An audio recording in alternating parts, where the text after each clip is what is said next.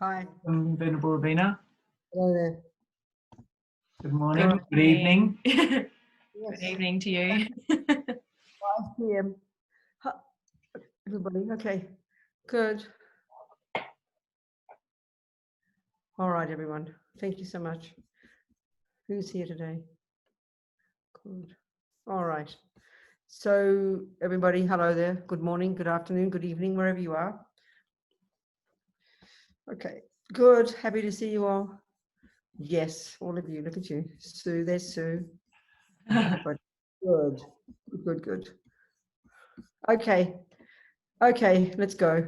Can we mandala again, Venerable Robina, please? I think let's do the mandala again, absolutely, and we can do others as well. Fantastic. Go on then. Very good. I'll share the screen. So again, we think we're offering to the Buddha a nice gift. So imagine in your mind, you're piling up all the most marvelous things, all the things that beings use actually, all the contents of the universe, and piling them all up. Think big, be creative, and imagine offering to the Buddha as a request for the teachings. It's really got great meaning. So good. Okay. Saji poki Jokshing meto Rahamri Rabling Jin Yidegen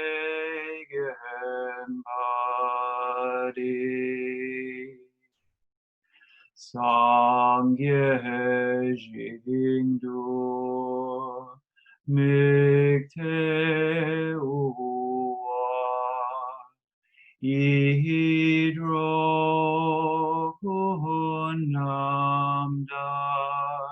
Jing La Chekasho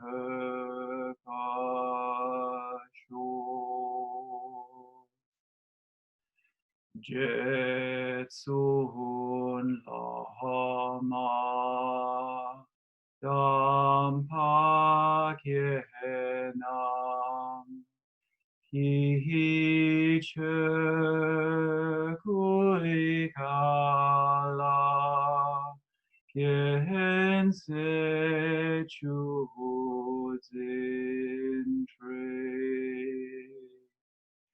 Jita Sampe Dulce Zima Lahazav Gecheki Chapa Watu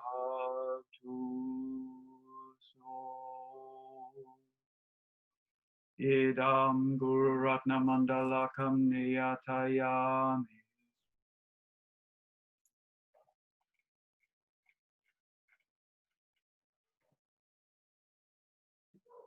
I've lost my page. Oh, you don't see it anymore? I can't see, no, it's okay, I can say the prayer, but I can't see. We'll see what happens when I've done the prayer. So our second prayer, we'll now do our motivation. The first two lines of the prayer are for just reminding us of our reliance on the Buddha and his teachings, for those of us who already identify with being a Buddhist. And the second two lines are stating our motivation, stating our purpose. Why are we here together for this few hours is to listen, to think about, to analyze these words, these teachings, these ideas coming from the Buddha, these viewpoints about life, about reality, to see if we, can take some tools from it to help us develop our incredible potential so we can help others. That's the bottom line.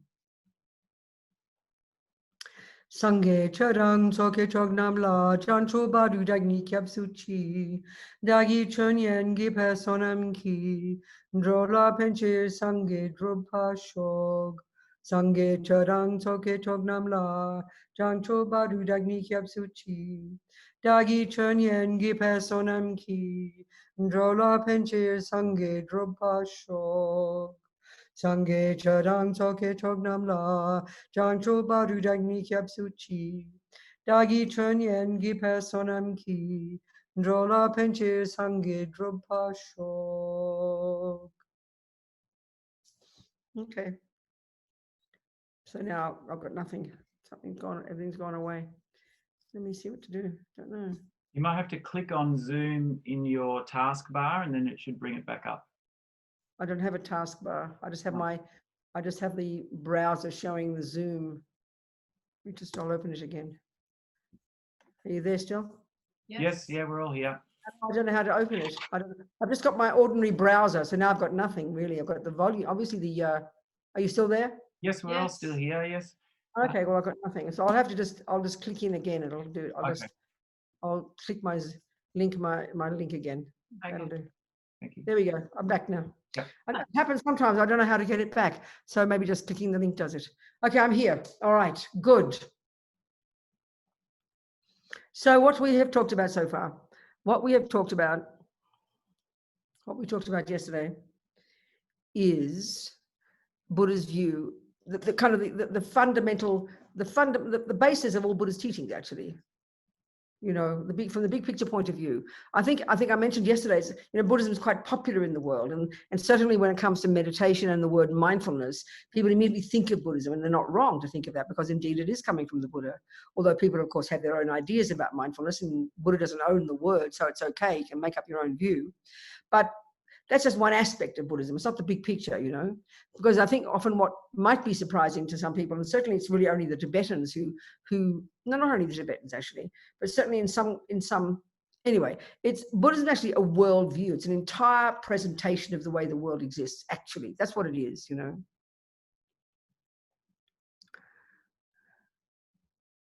And in fact, it's very interesting. I think if we're a materialist, in the world, if you have the materialist view of the world, you're a philosophical materialist, as opposed to being a Christian, a Christian. That's a philosophy.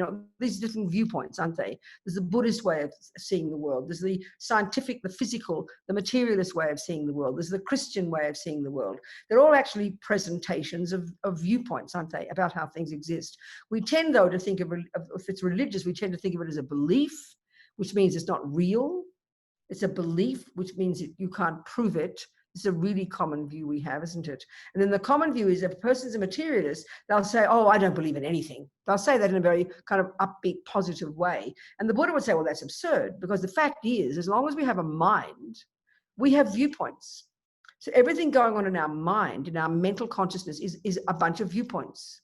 Whether it's love or compassion or thoughts about music or mathematics, they're simply conceptual stories, and they're ways of presenting something, they're viewpoints about something.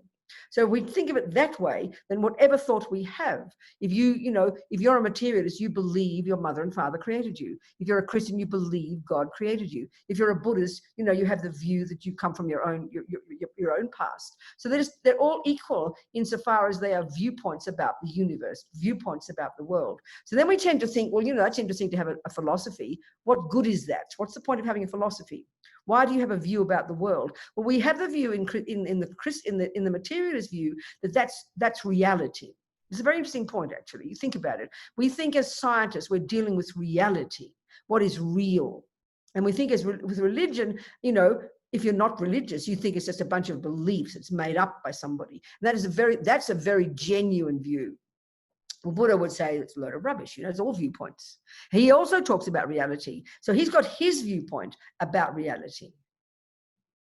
So the Buddha's views are his view about reality. So the question has to be, why should we think about reality? Why should we think about how things exist? What's the benefit? Well, if you're a materialist, then you think, mathematics is something that's come from centuries now. That's a view about, it is a view, it's a philosophy, it's a presentation of it's a way of seeing things. Botany is a way of presenting how things grow. Astronomy is a way of describing the way the moons and the planets and the stars function. But I'm not sure that in the materialist world that you look into reality in order to become happy. It's a very interesting point, isn't it? I mean, but it does if you think that the external world makes you happy. Then, of course, learning how to count helps you make money. That makes you happy. Learning how to grow flowers and vegetables makes you happy. And that is the approach. So the Buddhist approach to understanding reality, the Buddhist approach to understanding reality is a method. It is a method for getting happy. So it comes together. Like I said yesterday, one thing that's really crucial to understand in Buddhism, Buddhism is a method for how to get happy and stop suffering. Buddhism is a method, a very detailed presentation of ethics. And Buddhism is definitely a presentation of how to get in touch with how things exist. It's a presentation of how things exist. So the happy one, that sounds really good. The ethical one, that sounds nice, you know, but the one of how things exist, it seems very remote for us. It seems very abstract. Who on earth cares if reincarnation is true, we think? What's that got to do with the price of fish? How does that help us be happy? You know, we don't see much relationship. And I think in the world, when we think of philosophy in general, now, I think it's coming from the Greek approach, the Socratic approach, where you are very objective and you have different views and different ideas. But I think generally, maybe I'm not correct here, that, you know, it's got very little to do with putting it into practice. You don't put philosophy into practice. Perhaps some people do. But the Buddhist approach is, if you know, of course you put it into practice. The method of getting happy for the Buddha, the method for getting happy for the Buddha is getting in touch with reality. Because his key point, his fundamental point is that we suffer because we're not in touch with reality. That's exactly bullseye what Buddha is saying. Initially, it seems very abstract, you know, because we don't even know what it means. What do you mean reality? 1 + 1 + 2 = 2 is my reality, you know, and learning botany is reality. But what does he mean? So but this is the point the Buddha is making, and it really takes time to see this. So what he's saying is, if we're, say, for example, he would argue, for example, with the creator religious philosophical view of reality, he would disagree with that. He's not disagreeing that a person can't become happy, but he's saying it's not in touch with reality. He would disagree with the concept of a creator. He doesn't disagree with the concept of superior being, this term that we absolutely use, you know, if we have faith in God. God is, you know, superior being. That term is in Buddhism, it's Arya being, Sanskrit, superior being. And, you know, the Buddha would say every one of us can become one of those. Of course, clearly Buddhism's got its own definition of what a superior being is. Buddhism doesn't disagree with the idea. So a superior being for Buddha is finally the superior being when you're fully developed is what's called a Buddha. I often say this. I remember years ago in Melbourne, I gave a talk at the Catholic University, and I had a 20-minute slot in some conference, you know, and I had no idea. I had no thought of what I was going to talk about. I didn't know until I got there that morning, and I looked up the dictionary, and I looked up, in fact, the Merriam-Webster dictionary, and I found the definition of God. 3 essential qualities: infinite wisdom, infinite compassion, infinite power. Well, they, interestingly, are exactly the same 3 qualities of a Buddha. So, you know, if you don't, you know, the idea that so Buddhism would say, this is, as we said yesterday, the end result of all this work of being a Buddhist, you become a Buddha. Buddha implies the eradication from the mind, from our consciousness. Buddhism doesn't have a term like soul. He doesn't use that word. He uses the word mind. It covers everything. Consciousness. You can remove, when you've removed from your mind all misconceptions, all delusions, all misconceptions that cause you to be out of sync with reality. They can be utterly removed from their mind. They're adventitious, they say. They're not at the core of our being. They can be removed. When you've achieved that, and you've achieved the second component of a Buddha, Da, implied by Da, you've developed to perfection all the intelligence and wisdom and clarity and kindness and love and compassion, etc. This is what a Buddha is. So when you have achieved this, so this is where it sounds like science fiction to us, your consciousness, which is not in its nature physical, no longer encumbered by all the nonsense, can only exist wherever there is existence. It only can pervade wherever there is existence. And I know as a child, when I was a Catholic, I loved the idea of God is everywhere. Same here. Buddha says exactly the same. Every single being's mind has this potential. And when you've removed all the nonsense and developed it to its fullest potential, and he says every one of us has that potential, your consciousness can only be wherever there is existence. I mean, think about it, just conceptually, you know.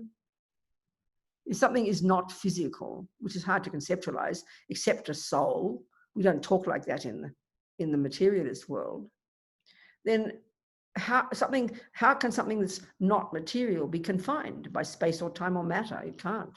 So when your mind is fully developed, it can only be pervading wherever there is existence. It can only be infinitely compassionate, no longer a separate sense of self, infinite empathy with all beings, infinite wisdom that sees everything as it exists. This term in Christianity, that God is omniscient, that's exactly what the Buddha would say. The difference is every one of us has that potential. So that's where it sounds pretty abstract. You don't go to some psychologist and you say, could you please give me methods to how to become omniscient? I mean, they'll give you plenty of pills to calm you down. They'll call you mentally ill. But this is exactly, from the big picture point of view, this is exactly what Buddha is saying. So now most of us will think of Buddhism as, a way to be mindful and calm your mind down, better than nothing. But, the Buddha's kind of saying more than that. As I said, Buddhism is an entire worldview. It's a way the universe exists. So the central point is, Buddha says, every single consciousness, and there are trillions of consciousnesses, countless billions of mind streams, countless trillions of sentient beings, whose consciousnesses are beginningless and are endless. That's his big picture point of view. Every one of those minds, as long as they're caught up in attachment and anger and fears and jealousy and depression, you're in samsara, he would say. You're caught up in samsara. You're in this cycle of rebirth after rebirth after rebirth, that you are caught up in suffering. And he has found methods for how to rid your mind of the causes of that suffering and the suffering itself. That's what he's saying.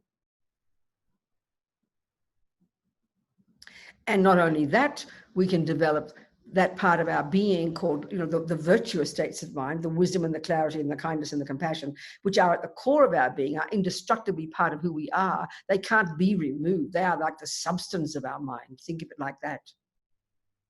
When they're fully developed, then we are a Buddha. Of course, it sounds abstract to us. It sounds completely like religion, and religion we of course assume it means you just believe in it. But the Buddhist view is believing in something is not useful. It's a starting point. You have to believe that 1 + 1 is 2 when your teacher tells you, so that you can go home and prove it. You have to believe anything when you start to learn it. You've got to believe it first, but you don't just leave it there. Believing in something, merely believing in something, for the Buddha is just kind of unintelligent. It's not helpful. We never would say, oh, I believe in mathematics. I believe in botany. You do if you don't know how to do it. You merely believe it. But it doesn't do any good. You can get away with believing in math because enough people know how to do it. But if your mother says, go buy 5 oranges, you can't do it because you can't count. So believing in something gets you only so far. But that's what we like to say. And of course, because we assume that Buddhism is religion, and you believe in reincarnation, you believe in karma. You never say, I believe in maths. You never say that. You never say, I believe in E = mc², even if 99% of the world don't know E = mc². We never say we believe in it. We don't talk like that.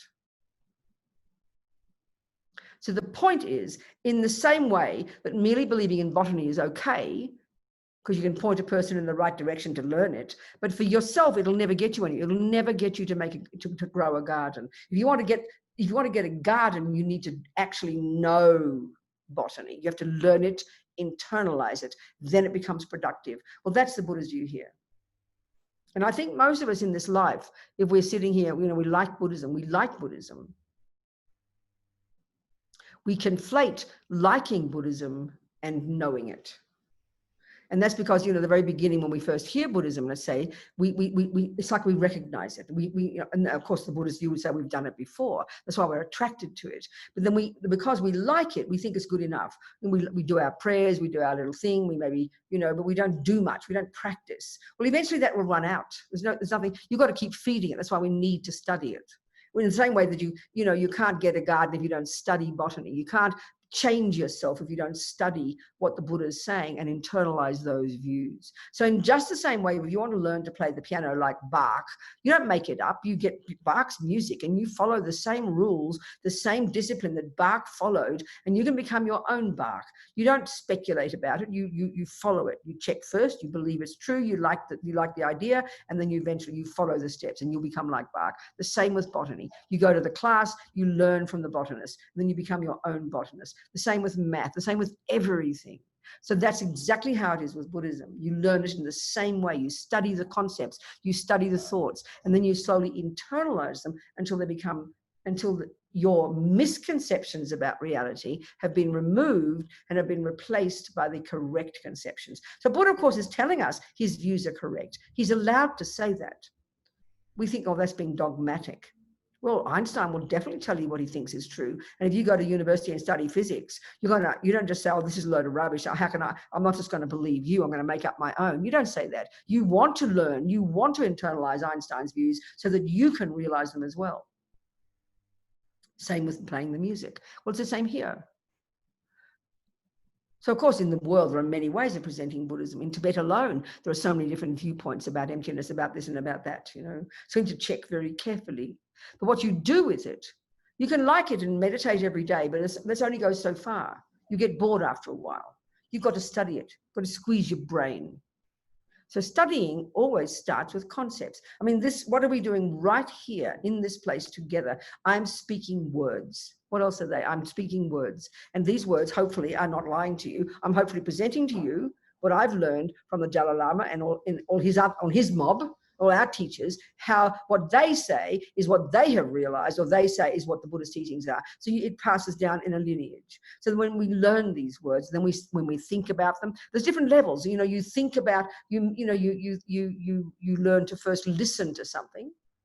And you start to, a few pennies drop. Then you contemplate the meaning more slowly, and then you internalize it. Just the same with music. You first listen to the instructions. You start to put it together intellectually, because it's quite complicated learning Bach's theories. And then you experience the truth of it on the piano. It's the same here, just the same. And then you won't ever get bored. I mean, we often get all excited in the beginning when we become Buddhists and we take refuge and we do our little practice morning and night. But after a while, we get bored. The mind kind of flattens out and we get bored. Oh, what's all this about? And we give it up. This is natural. It's how we all are. We get all excited first, which is attachment. Then the attachment starts to get bored. So if we continue to study it, if we study it every day and then attempt to, experience the truth of it by thinking about it, and attempt to experience the truth of it and apply it every day in your life, you don't just leave it in your head, then it never becomes boring. It becomes your own view of reality. It becomes how things exist for you, So, of course, if we're just listening to Buddhism for the first time, all we're doing is listening. All we can do is listen. That's perfect. But then the idea is we think about it. And it's going to take time to prove all these things. I mean, my goodness, but it's one step at a time. And this is the other point as well that's so important, I think is important to think about.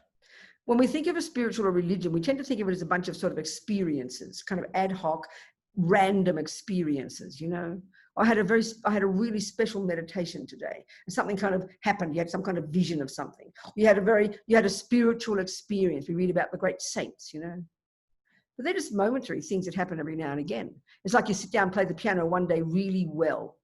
Well, you've got to keep playing it until it becomes perfect. Once is fine, but it's not, you've got to make it till it comes every time. So the point is about, then, because we all exist at the conceptual level, like the person said yesterday, dualistic. It's true. We live at a dualistic level right now. That's where we're at. That's the nature of concepts. They're dualistic.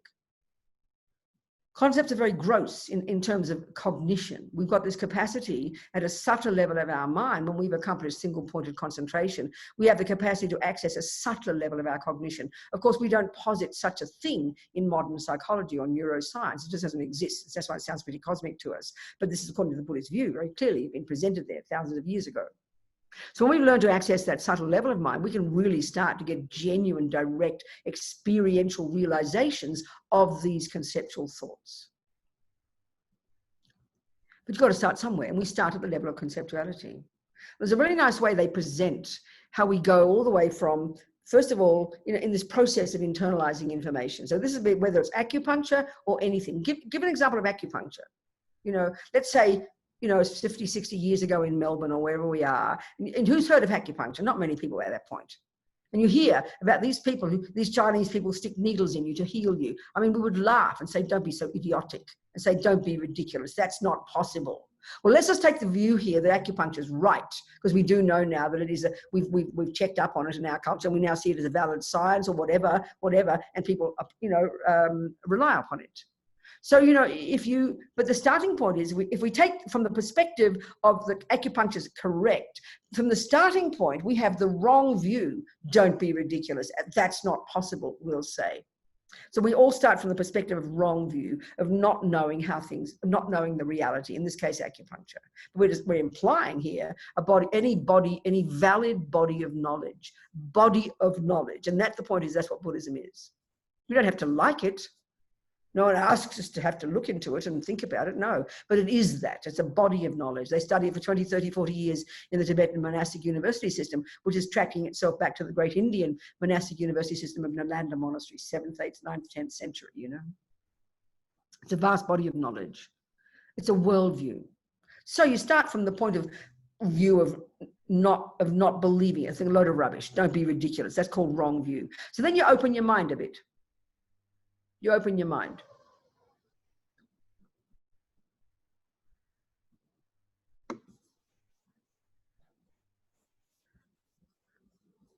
Okay.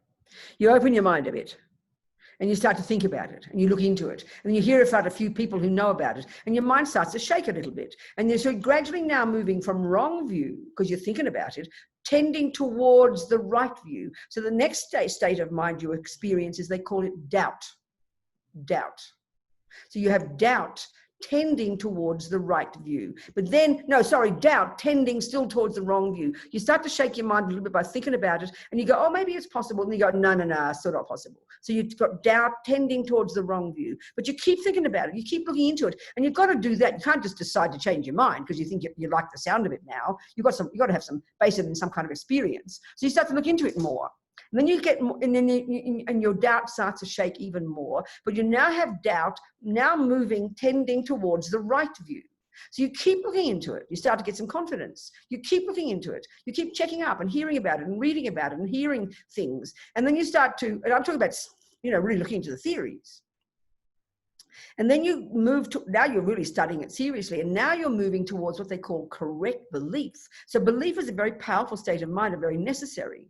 But it's not just based on blind belief because you like the sound of the person. That's just superstition. That's attachment, because it's based on your own thinking, looking into this body of knowledge. You have correct belief. This is already a very strong state of mind to have. Most of us probably wouldn't have even that level.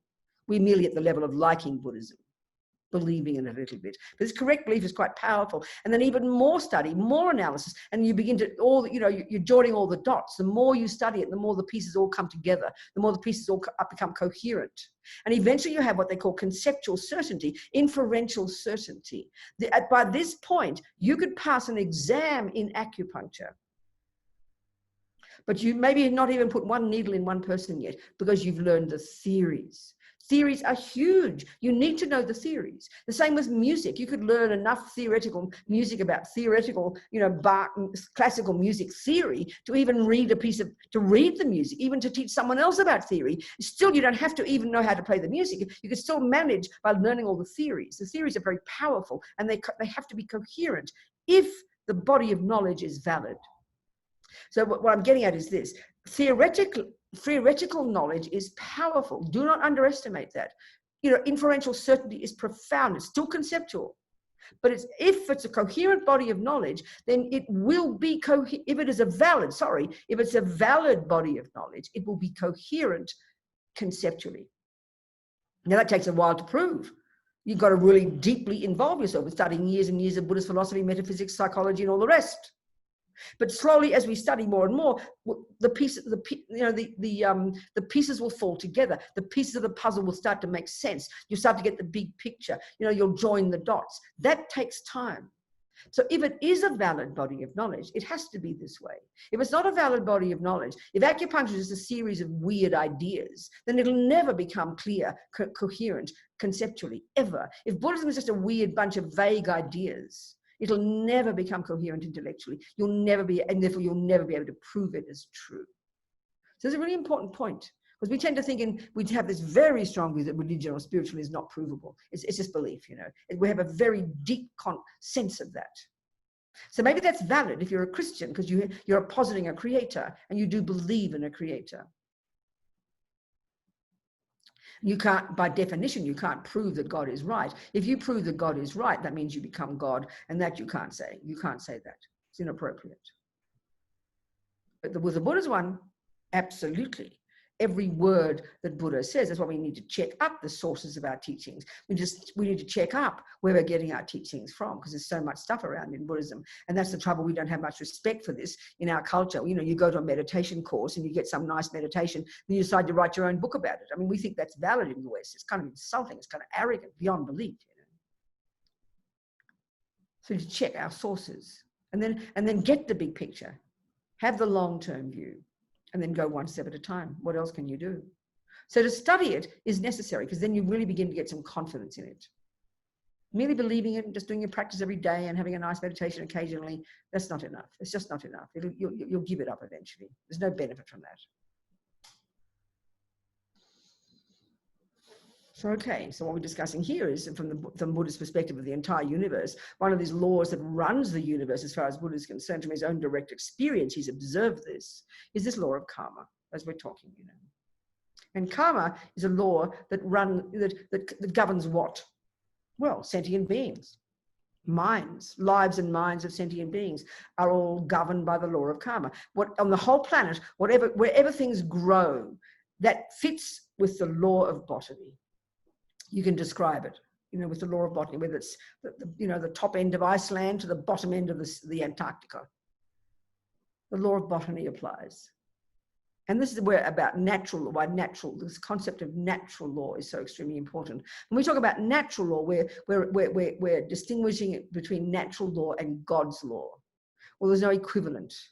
There's no equivalent in Buddhism. Buddha says he deals with natural law as well. And of course, we're cynical about that in the West, because we assume natural law only dealing with material, what you can see, what you can touch. You know, that's not the Buddha's view. But the view of proving what you think, proving your theories, that is the Buddhist view. In fact, as the Dalai Lama often says to us in the West, if you follow Buddha's methodology step by step and you prove each step of the way, and that's what you're doing, you're proving it. As you pass your grade 1 math, you've just proved a whole series of mathematical points, haven't you? As you keep progressing in your exams, you're proving the points each step of the way. That's what you're doing. You hear the theory, you do your exam, you do your homework, and you prove it. That's exactly what your homework means. You're proving it to be true. When you learn the musical theories, you go to the piano and you prove it to be true. It works. It's exactly the same here. So we practice Buddhist methodology one step at a time. And we get to a point where we actually prove from our own experience that what Buddha says is true isn't. Then, of course, you must reject the Buddha. Of course you would. If someone at school tells you 1 + 1 is 3, and you go and use the logic and prove it to be wrong, then of course you reject that teacher. They're leading you up a garden path. It's really important to understand.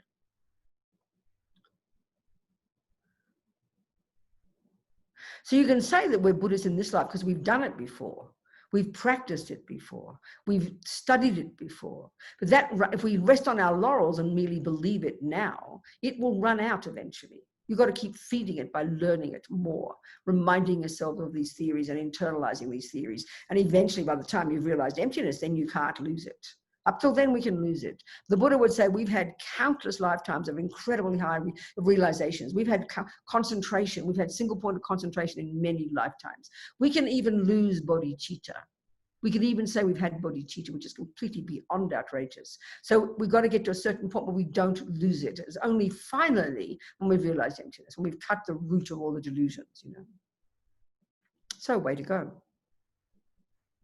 So the view we're discussing here, the fundamental point about the mind is that it's beginningless. The mind is beginningless. The mind is endless. And this is logical for the Buddha. Initially, it sounds utterly absurd to us. And why is it logical? Well, in the Vajrayana teachings, which really explain in a very simple way, actually, although it's the more sophisticated teachings, there are very straightforward ways of presenting. You know, it's very simple in a way. So they talk about the universe consists really of two types of phenomena, in a simple way of speaking. Matter, which is made of the 4 elements. This is how we used to talk back in the medieval days, isn't it, in our Western culture? The 4 elements is the substance of matter. Still, that's the view Buddhism uses. It still works. It's still valid. It's not how we use in modern science now. And second, we have minds, consciousnesses. So as His Holiness said, I remember in one commentary of His Holiness's about Mahamudra, it's easy enough to talk about the mind and its characteristics and what it is, and we need to do that. But to actually experience your own mind is quite difficult because it's not physical. That demands we access these subtler levels of our mind, our cognition, to really directly get an experience of our mind. So what we can do is start with theories, you know. So mind is not physical. Mind is the capacity for cognition. And mind and matter, that's it. So by definition, the view in Buddhism is that whatever exists at this moment, a moment of mind or a moment of the four elements, you know, somewhere, or the matter that we can see, you're going to keep tracking back. So if you track back, looking for the source, for the first moment of that, of this metal thermos, okay? You'll go back billions of years, because this metal, the way it is now, we know it comes directly from a previous moment of a configuration of matter, and that came from and if we're talking about the four elements, it's made of the four elements, and that means it's got all those four elements in there in a certain configuration. So that comes from the previous moment of those four elements, which comes from the previous moment of those four elements. And you're going to keep going back. And our wish is to find, where's the first moment? And that's certainly how we feel about this person. Or where did I begin? Where's the first moment of me? That's how we think, you know. So if you're going to keep tracking back with the matter or with your mind, we think we're going to get back, there's the first moment. Like we're looking for this needle in a haystack. So, of course, if we're Christian, we track ourselves back to God, and God is the source of the universe. That's a very excellent philosophy, but the Buddha would disagree with that completely and totally. Matter comes from previous moments of matter. It can never come from anything else. And even you get back to the first moment of this universe, then, you know, as His Holiness said, Big Bang, no problem. Just not the first Big Bang, that's all. So whatever the moment of this universe, as far back as we can track, it was still consisting of the four elements. And then that has to have come from a previous moment of the four elements, indeed in a different configuration. And you'll keep going, and you will never find a first moment of those four elements. Not because you're not clever enough, but because there isn't such a thing. Now, this sounds pretty demented to us because we have a very strong belief that I began in my mother's womb, and I track myself back to mummy, and then grandma, then grandpa, then great-grandma, back to the monkeys, and we're still trying to work out where we all began. That can only go so far, Buddha says, and that won't explain to you where you came from. Physical matter, no problem, in terms of bodies, you know, but the mind, it's got its own beginningless continuity of mental moments as well, which is necessarily beginningless, because if you can point to a moment that was the beginning, an absolute beginning of your mind, that implies that first moment didn't have a cause. So if you posit the law of cause and effect as the law that runs the universe, then you won't be able to find such a thing, because that means that you're pointing to something that didn't have a cause. Then that makes a complete joke of the entire concept of cause and effect.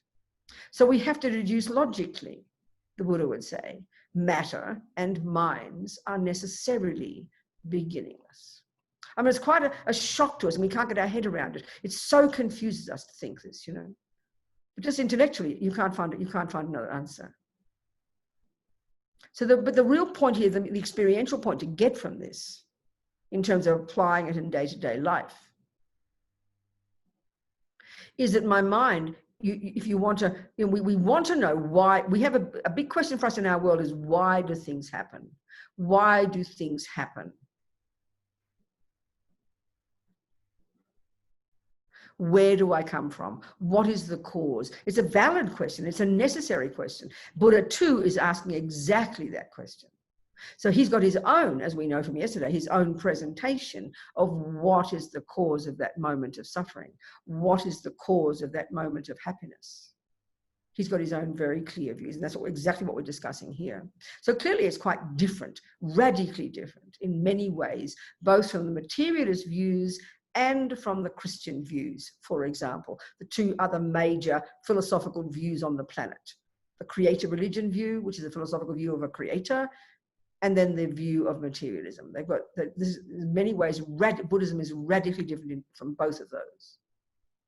because he doesn't posit a creator, and he certainly says that we do, our mind, our love, our compassion, our intelligence, our anger, our psychosis do not come from mummy and daddy. You do not track it back that way, because that's physical. And your mind, your psychosis, your love, your compassion are not by definition physical. So the Buddhist view is that the mind is very particular, that whatever is in our mind, it's not a possibility it can come from someone else. This is a fundamental point to think about. Whereas we believe without exception that my anger can come from my father, for example. Your brain did come from your mother and father, no argument, but the Buddha's saying the brain isn't your mind, that's all. That's the point. And so these are things we have to think about, because we're so used to one view that these other views bump into it and we get confused. But there's no contradiction if we understand the views properly, you know. So yes, your mother gave you, you know, she gave you a body, so she's got a tendency to get cancer, then it's likely you'll get cancer. So we deduce that then the cancer comes from my mother. No. If your mother, in my case, my mother's a classical musician. And then when she saw her little Bobsy, she said, oh, you know, she could see I had potential to be good at music as well. So she taught me. So we naturally think little Bobsy is good at music because her mummy gave it to her. No, she didn't. My mother's good at music because she practiced it before and she came into this life with that tendency. And if I am also good at music, it's because I came into this life with that tendency, and out of convenience, and aren't I fortunate, I got born to a mummy who could help me nurture that tendency in me. Same with my anger. So that's quite comfortable to say. There's no problem with that thought. It's my anger. It's my tendency to be good at music. I brought it with me from my practice of it. And then my mother brought hers from her practice. And then she helped me nourish mine by teaching me. But if I were tone deaf, my mother could teach me music until the cows come home. And I will never learn music because I don't have the potential. If I don't have anger, my mother could beat me every day. I would never get angry. I'd get bruises and bones broken, but I could not possibly be angry. This is a point that's shocking in our culture, psychologically. Shocking point. Once we can take this on board, everything changes in the way we see things, you know. That my mind is mine, and it came from previous moments of that very same continuity of mental moments. It's not a very difficult concept conceptually, it's just it's so radically different from how we think, that's all. Because we're so addicted to the physical and tracking back the physical. So the view we're positing here, the fundamental point that informs the entirety of the Buddhist path from A to Z. If we can prove that Buddha is actually wrong and that consciousness isn't not physical, if we can prove that's wrong, and we can prove that reincarnation is wrong, then of course the whole of Buddhism as a coherent worldview would collapse into a heap of incoherence. Which is why it's not easy to prove this initially. You can't prove it initially, it's not possible. But we can take it as our working hypothesis, which is exactly exactly what an intelligent scientist would do. You hypothesize something and then you look into it and you attempt to prove it to be true or not. This is all we can do. There's no other approach to practice. Just leaping in and liking it, leaping in and having faith in it is not enough. That won't last. That's just attachment. So here we are hypothesizing that our consciousness is not physical. It's a continuity of mental moments. And you track it back to the first second of conception, and then before the egg and sperm came together, which is what your mind joined, you can track your consciousness back to a previous moment of itself. And then a few weeks before that, it was in another body, and so on and so forth. It's all dealt with in great depth and detail in the Buddhist literature. This presentation of the universe, this presentation of sentient beings, you know. So within that, so that this law, this natural law that Buddha has observed to be true, he's then articulated it, presented, codified it, and there it is. And that's the law that as a person, as a Buddhist, this is the starting point of practice, taking this law as the basis for interpreting and living our lives. That's the beginning of being a Buddhist. Then starting to meditate and getting into your mind, that's where you develop that skill to become, to know how to harness, how to learn to change this mind of ours, which is the boss. But, but the starting point is we first take this view that every millisecond of what we think and do and say programs our mind. Every millisecond of what we think and do and say programs our mind, sows seeds in our mind. And those seeds can ripen either as experiences of happiness, experiences of suffering, and those that are neither, kind of indifferent, neutral. So we don't even bother with those because we're concerned with the happy and the suffering ones. Good enough for us to understand at the moment. That's it. It's a very simple presentation. It's all in terms of what causes happiness and what causes suffering. So this is what we begin to learn when we learn the Four Noble Truths, and you really start to learn the Four Noble Truths in high school. You learn mainly about karma in junior school. You abide by the laws of ethics. You first of all decide to take Buddha's list of 10 don'ts as your basis for living your life. Then you become more committed. So you take refuge, then you take the 5 lay vows, and you do purification every day. That's the components of practice at the first scope of practice at the junior school level. Pretty profound, and the basis, the foundation of all future practice. It's the beginning of applying a law of ethics in your life, refraining from doing negative actions because you don't want the future suffering. That's the main thing that drives you, and you're the beneficiary of that.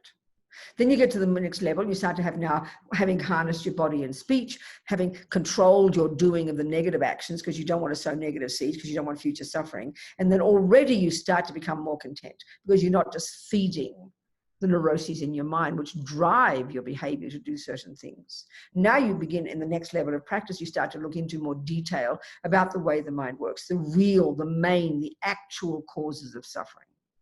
In the beginning, we're just we're harnessing the physical energy, the verbal energy. They're like the servants of your mind. So now in the next level, we start to look into the mind itself. So let's look at the Four Noble Truths then. So it's a perfect way of presenting the entire Buddhist path in terms of the wisdom wing. It doesn't touch upon bodhicitta, So the Four Noble Truths, or the 4 truths for the noble ones, I think. The truths aren't technically noble. It's the people who are noble. And noble one is a term of a person who's realized this, had the experience of the truth of these things. So these 4 facts are about life, and they're framed in terms of suffering. The first one is that there is suffering. The second one is there are causes of suffering. The third is, guess what? There is the possibility of the cessation of suffering and its causes. And the fourth one is how to accomplish it. So it's pretty straightforward. I mean, it's presented in great depth and quite complicatedly, but we'll just keep it simple here. So the first one is there is suffering. And this is the point here, that we don't learn, so that we don't learn too much about these different levels of suffering in the first level of practice. In the first level of practice, we're only concerned with the first level of suffering, which is the grossest one. So the first level of suffering is called the suffering of suffering, or the suffering of pain. And really simply speaking, if you look into your life, we all get that. The world agrees on this one. That's when the bad things happen. When your knee hurts, that's called suffering. When the money runs out, when your husband leaves you, when someone abuses you, when the weather's bad, whatever it might be, mild experiences of suffering to the most intense, unbelievably powerful experiences of this suffering. And this is the one the world agrees with, including the ants and the monkeys. Check the ant's behavior if you threaten it, It doesn't want to be hurt. So the first level of suffering already is profound. And this is where we mainly deal at the first level of karma, where Buddha exhorts us to stop doing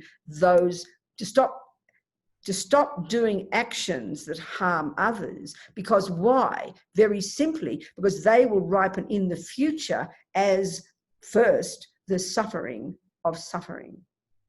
So killing, Buddha says, would ripen. Okay, one point here too. The bigger picture point of view here in terms of suffering actually is the bigger picture that Buddha describes is in terms of the entire realms of samsara. the bigger picture. So in terms of, so the main level of suffering is a type of rebirth that he would say is a lower rebirth, to be born as an animal, to be born as some kind of spirit, to be born as a hell being. There are 3 levels of reality for the Buddha, that these are the lower realms, and these are an example of the suffering of suffering from the big picture point of view. So the suffering of suffering is referring to the really suffering realms of existence, and they are the result of harming sentient beings. Then you've got the next level of suffering, and from the big picture point of view in terms of the entirety of samsara, that's referring to what he calls the upper realms. So there's the human rebirth, which is considered to be a result of virtuous karma. A God and a couple of God realms, a bit similar to the Christian view of heaven. So there's 6 suburbs, if you like, in samsara. The 3 worst ones are like the worst suburbs, and they are the result of harming others. So the first level of practice the Buddha would exhort us to do is at least stop causing that level of suffering for ourselves. And then if you want, and so then by applying junior school in your life, just by abiding by the laws of karma and living in vows and purifying, what you will do is guarantee you won't get those kinds of rebirths. You will guarantee you'll get another decent human rebirth if you want the human birth, which is the best one to have, even though it's the best, not the best happiness.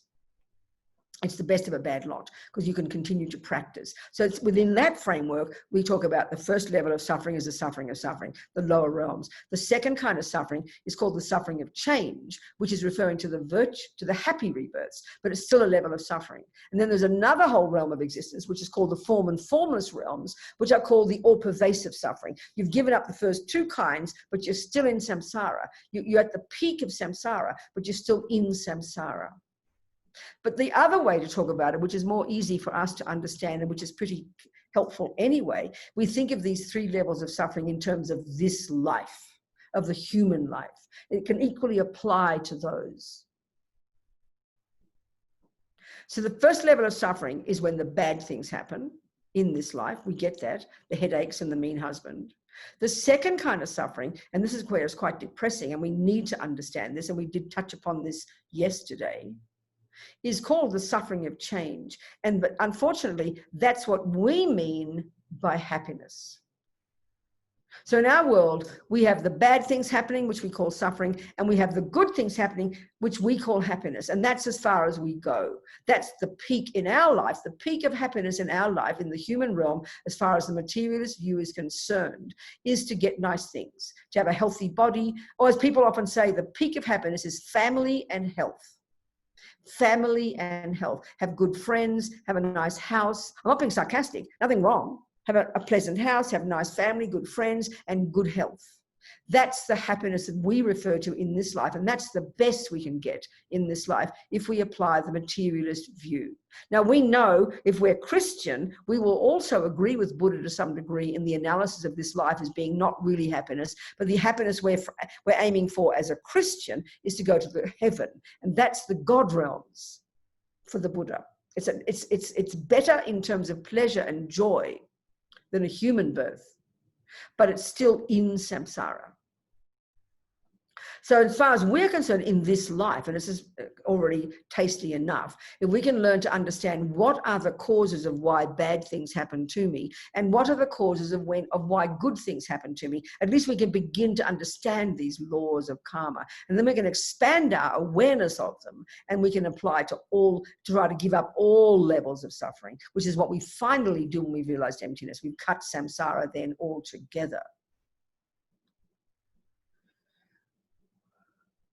So we look at our lives, as I said yesterday, if you look at the model of the mind,